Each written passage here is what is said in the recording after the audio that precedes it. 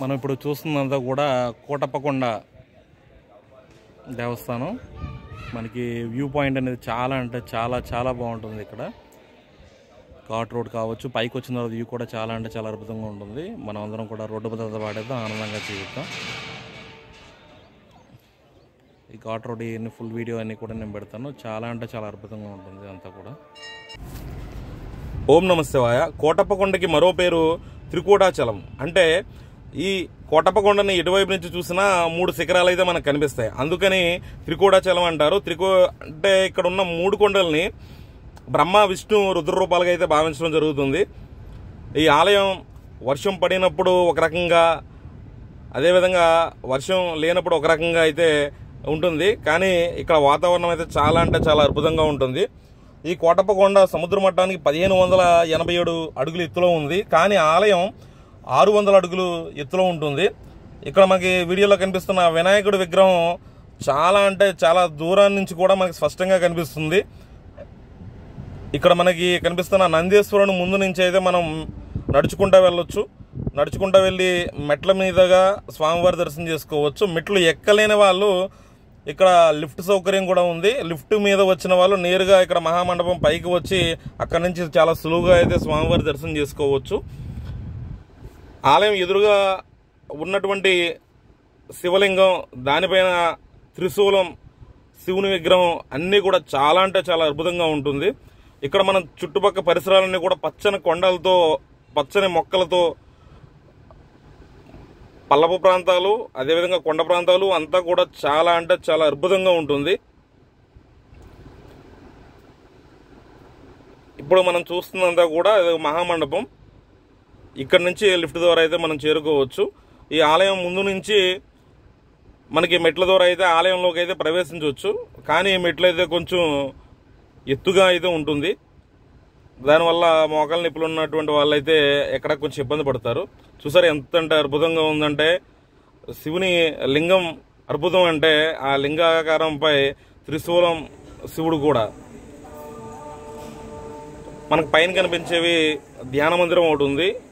తర్వాత అక్కడ నాగేశ్వర స్వామి పుట్ట అయితే ఒకటి ఉంది.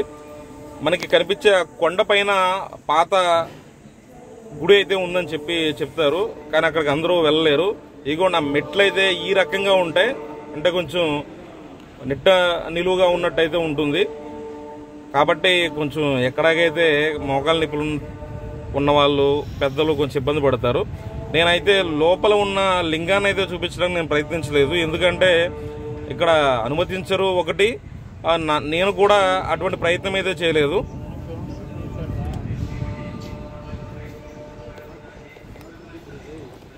ఇక్కడ ఎటు చూసినా ఉన్న కొండలు చూస్తా చాలాసేపు ప్రశాంతంగా అయితే కూర్చోవచ్చు. ఆ మెట్లు ఇందాక చెప్పాను కదా, మరొకసారి చూపిస్తున్నాను. ఈ మెట్లు ఇదిగోండి ఈ రకంగా నెట్ట నిలువుగా అయితే ఉంటాయి.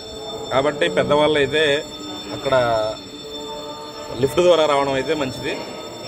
ఆలయం మాత్రం లోపల ఉన్న శివుడి లింగం 1 అడుగు ఎత్తులో అయితే ఉంటుంది. కానీ అద్భుతంగా అయితే ఆ శివుని స్వరూపం అయితే ఉంటుంది.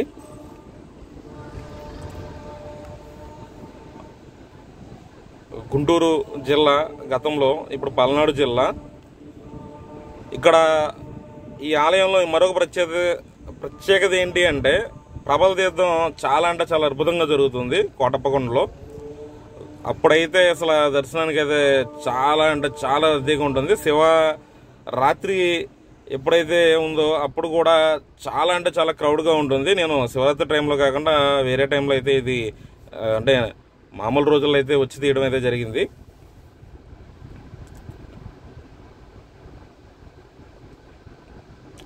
ఆలయ పరిసరాల్లో ఇతర ఆలయాలు కూడా, ఉపాలయాలు కూడా ఉన్నాయి. ఈ కొండ మీద నుంచి ఈ ఆలయాన్ని చూస్తూ ఉంటే, అంటే అక్కడ పక్కన నాగేంద్ర స్వామి ఆలయానికి వెళ్ళినప్పుడు అక్కడ కొండ మీద నుంచి మనం చూస్తున్నప్పుడు మరీ అద్భుతంగా ఆలయం అయితే కనిపిస్తుంది. ఇది నాగేంద్ర స్వామి వారి పుట్ట అని చెప్పని పైకి అయితే రావడం జరుగుతుంది. చాలా మంది అయితే రాలేక మెట్లెక్కి ఏమి వెళ్తాంలే అని చెప్పని వెళ్ళిపోవడం జరుగుతుంది. నేను ఆ మూర్తులను అయితే చూపించడానికి ఈ విధంగా అయితే ఇక్కడ భక్తులు వచ్చి పసుపు కుంకాలు చల్లి పుట్ల పాలు పోయడం అయితే జరుగుతుంది. ఇక్కడ కాకపోతే కొంచెం కోతులు ఎక్కువ ఉంటాయి, చూసుకోవాలి భక్తులు.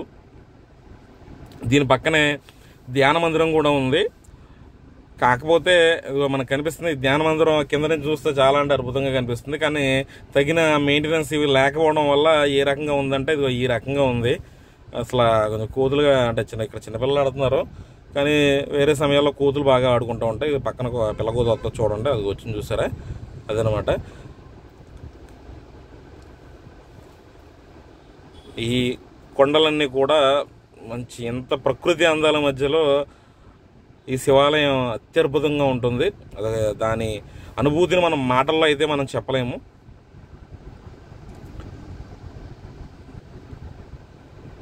స్వామివారి గర్భగుడి బయట నుంచి లోపల నుంచి అయితే కాదు,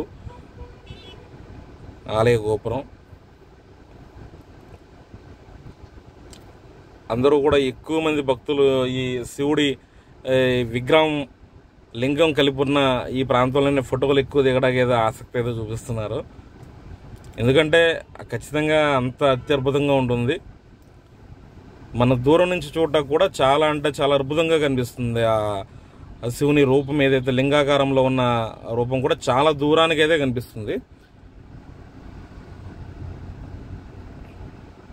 ఇంకా కిందకు వచ్చిన తర్వాత ఈ పక్కన ఈ ఆర్చ్ పక్కనే ప్రసాదాల కౌంటర్ అయితే ఉంటుంది.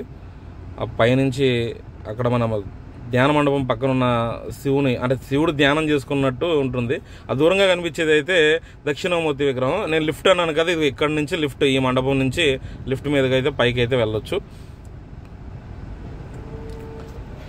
ఈ వీడియో మీకు నచ్చుతుందని అయితే నేను ఆశిస్తున్నాను.